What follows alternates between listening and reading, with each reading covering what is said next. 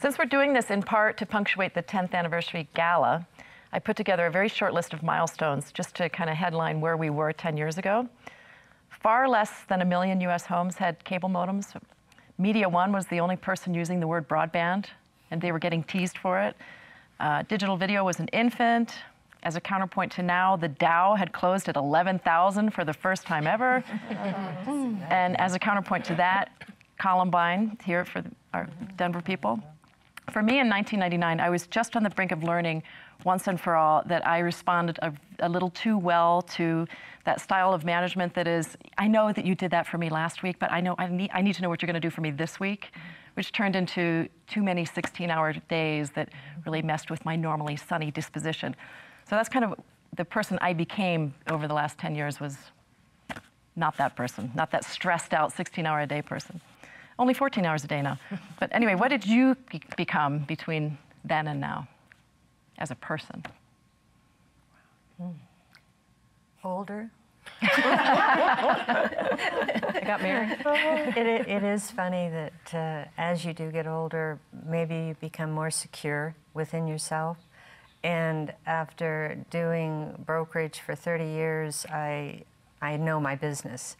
And you just become, at least I have become more secure in myself and in telling people exactly what I need and not being so nervous about what they're going to think or say. And it's taken a long time to get there because when you're young and you're starting out, you always want to please everybody. And exactly. It's not that you don't want to please, you just know how to get things done a lot differently. And I think in that time, wiser, you know, not wanting to fight every battle, being much more strategic about what's really important and making sure that, you know, you really do consider the people you're responsible for, your family.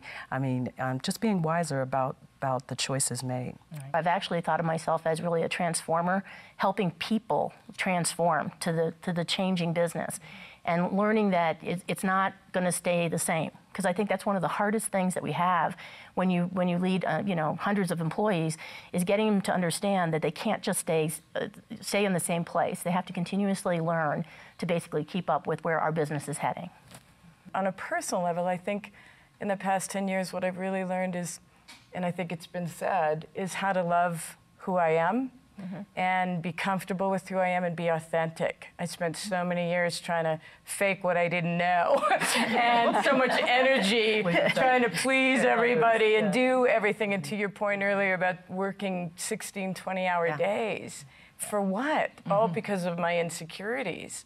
And to be able in the past 10 years to just say, it's really about the people, it's about making the most of every day and having fun and not taking everything so seriously. It's just, you know, a job. An industry. It's really what lives, whose lives are you touching, how are you touching, how are you serving, not only the industry, but people in our communities. Are you making a difference? And being able to focus on that the past 10 years has been a real gift.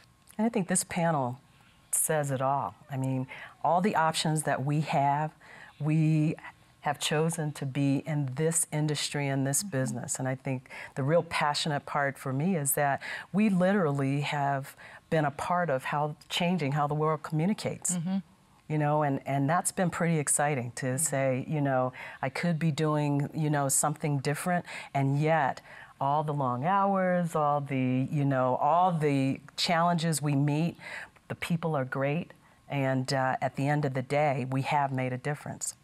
And yet in the 10 years, what I think we still have yet to accomplish, I think the programming side of the business has been great for women. There are women at the top of a lot of networks.